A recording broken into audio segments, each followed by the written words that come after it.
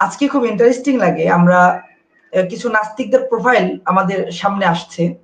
তো এই যে বঙ্গীয় যে নাস্তিকগুলো আছে, এই নাস্তিকগুলো দেখলাম যে এই বিষয়টাকে নিয়ে খুব বেশি এটাকে নিয়ে আস্ফলন করছে, এবং এটাকে সামনে রেখে তারা ইসলামের কটাক্ষ করছে, ইসলামের বিভিন্ন বিষয় নিয়ে তারা ব্যঙ্গ বিদ্রোহ ষড়যন্ত্র করছে। আমরা প্রশ্ন রাখতে চাই যে এটা কিন্তু সোজাসুজি নাস্তিকতার ভিউ থেকে আমরা এই কথাটা বলছি, এটা অবশ্যই ইসলামী দৃষ্টিভঙ্গি না, আমরা একদম নাস্তিকতার দৃষ্টিভঙ্গি থেকে আমরা এই বিষয়টা নিয়ে আলোচনা করছি।